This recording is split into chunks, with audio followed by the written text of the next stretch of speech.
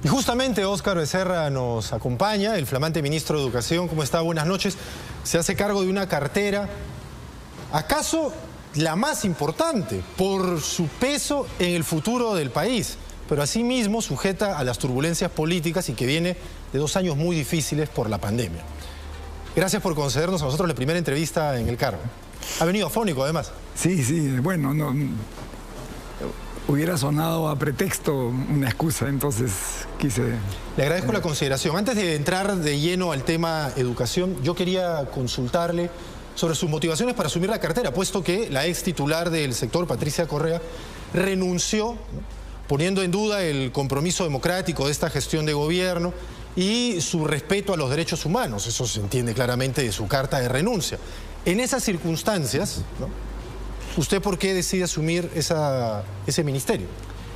Yo soy de los que siempre decían o decíamos, hay que comprometerse. En el momento en que finalmente te llaman, no puedes ser poco consecuente. Y sí creo que hay mucho que hacer en el sector de educación y creo que los derechos humanos son de todos. ¿No comparte en absoluto la visión de Patricia Correa al momento de su renuncia? ¿Que le faltaban condiciones democráticas a esta gestión de gobierno? No, definitivamente no.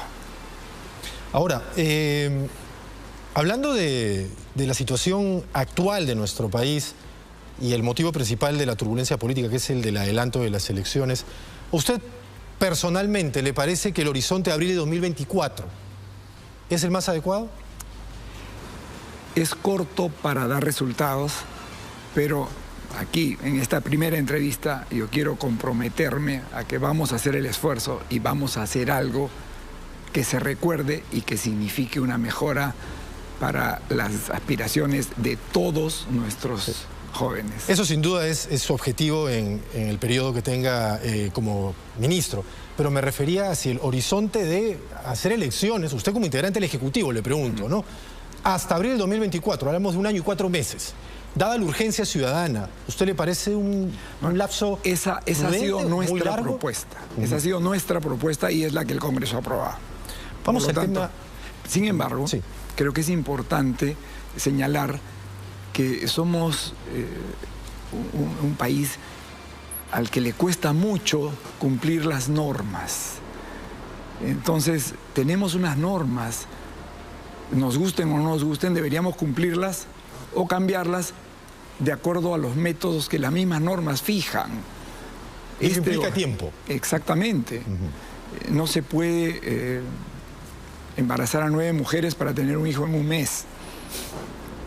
No se puede hacer ciertas cosas que quisiéramos mañana porque demoran meses. Entiendo entonces, de acuerdo con las reformas necesarias. Exactamente, claro. Entremos de lleno al tema educativo. Y hoy ha habido una decisión del Tribunal Constitucional que consideran muchos termina ya por sepultar la autonomía de la SUNEDU.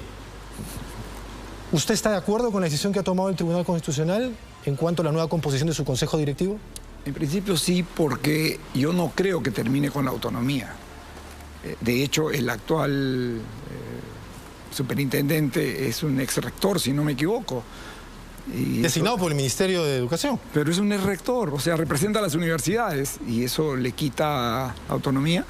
Bueno, representa a las universidades, no, porque según el Consejo Directivo actual no hay ningún representante de universidades. Pudo haber tenido un paso profesional en una universidad, pero el Consejo Directivo que se propone ahora tendría a 2 representantes de universidades públicas, una minoría, a un representante de una universidad privada, aún así son minoría, y luego un representante de los decanos de colegios profesionales a nivel nacional, en donde tranquilamente podría haber también un representante universitario con algún interés universitario. Y ahí serían 4 de 7. O un jurista de renombre, o un ingeniero reconocido. Yo creo que... Pero ¿por qué permitir que los regulados sean parte del Consejo Directivo del ente regulador? Ese es el quid del asunto. Porque son los que entienden esa actividad. Yo creo que cualquier cosa que apoye, y yo estoy de acuerdo que tenemos que apoyar a SUNEDU, pero tenemos que apoyarla no como un dogma o como una revelación divina. Yo siento que muchos de los que identifican defensa de SUNEDU o ataque a SUNEDU como ataque a la calidad de la educación, son personas demasiado dogmáticas. El compromiso debe ser con la calidad de la educación superior. No podemos comprometer esa calidad de la educación superior. Cualquier cosa que la apoye, estoy de acuerdo. Sin duda. Cualquier cosa que vaya en contra, voy a estar en contra. La calidad de la educación no se puede comprometer. Y creo que SUNEDU ha hecho mucho por la calidad de la educación. Pero no es inmejorable.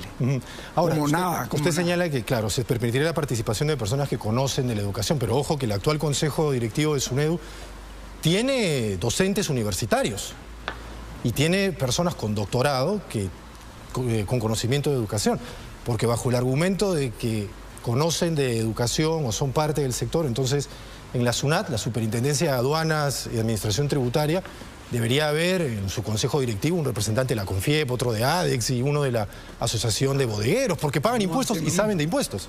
Pero no son encargados de la calidad de lo que importamos.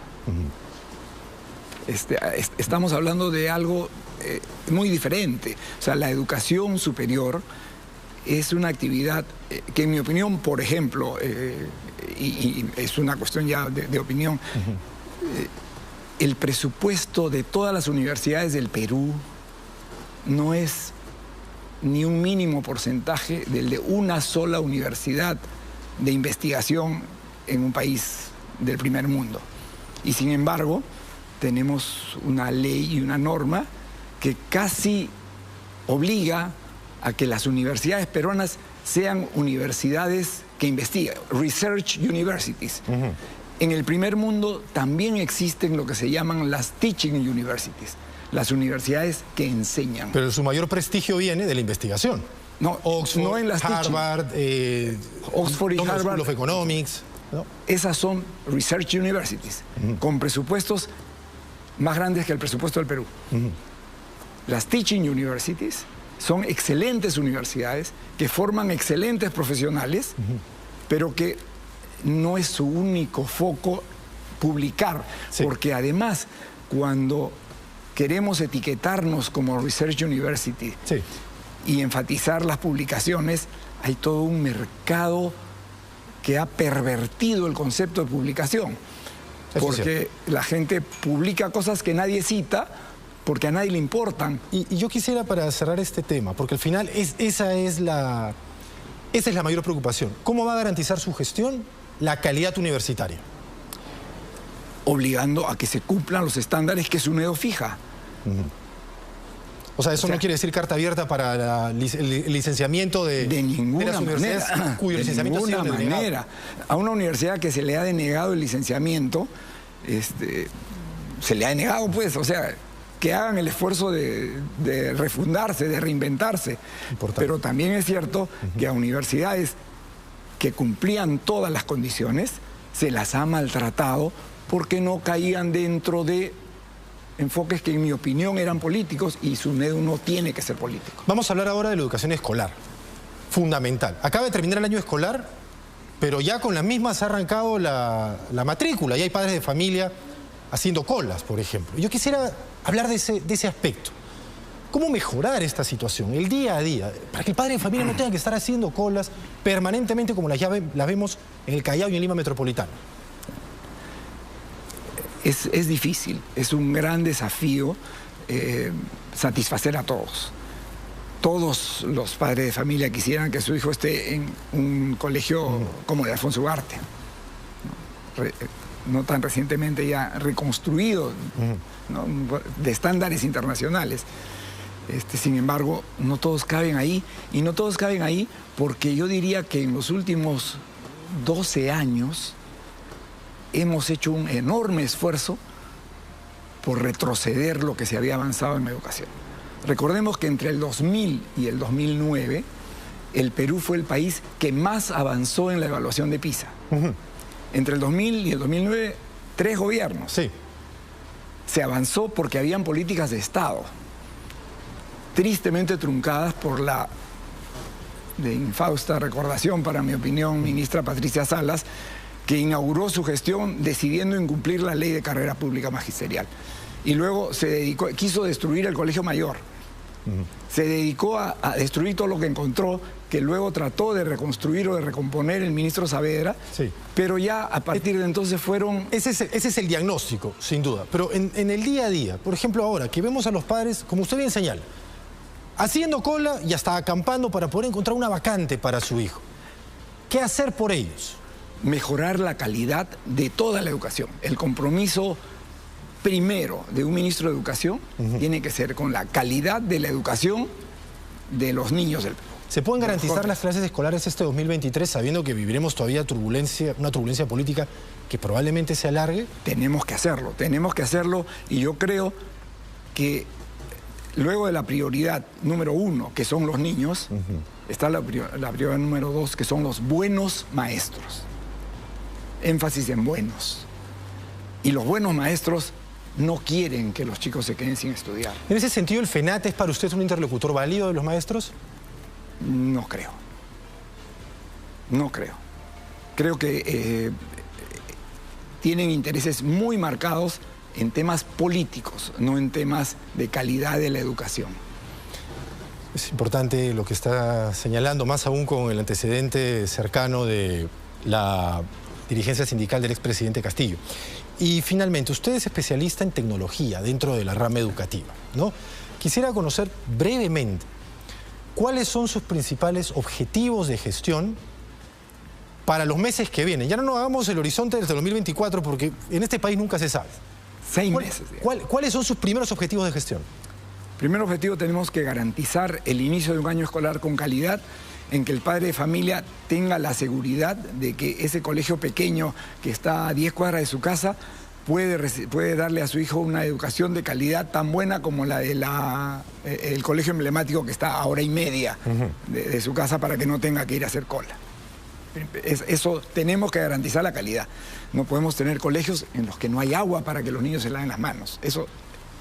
Infraestructura, tenemos que mejorar la calidad de la infraestructura para que los padres quieran que sus hijos vayan al colegio que tienen cerca. Es decir, paredes que no estén con riesgo de colapsar, carpetas que se caen a pedazos. A los niños, carpetas que se caen a pedazos. Pero aún, y creo que la pandemia ha cumplido un rol triste pero importante, desnudar la pobreza de significado de la educación formal. Los niños encontraron por primera vez en muchísimos años que no tenían por qué sentarse frente al televisor a prestar atención a la clase porque tenían opciones, habían otros canales, habían otros juegos. Y la educación se vio desnuda porque no tenía cómo capturar la atención de los chicos. Tenemos que ofrecer una educación que tenga sentido para el aprendiz y eso pasa por inculcar valores. ¿Se mantendrá un esquema mixto y con ello terminamos remoto y presencial? Yo creo que ya ese es un paso que no tiene regreso. Las ventajas de la educación virtual han quedado demostradas y también las desventajas. Creo que el modelo híbrido es el que más adecuadamente va a responder. Y yo creo que ahí ustedes, como medios de comunicación, van a tener un rol muy importante, porque tenemos que aprovechar para usar estos medios para contribuir a educar en respeto a las normas, asumir las consecuencias de nuestros actos, como puede ser aguantarnos un Congreso que no nos gusta o un Ejecutivo que no nos gusta, porque lo elegimos para 5 años. Esas cosas son las que, la integridad, tenemos que cultivar los valores. Con ello cerramos. Le agradezco mucho, ministro, que nos haya permitido esta primera entrevista. Nos acompañó Óscar Becerra, el flamante titular de Educación. Le pedimos que nos acompañe aquí un minutito más, porque nosotros tenemos más.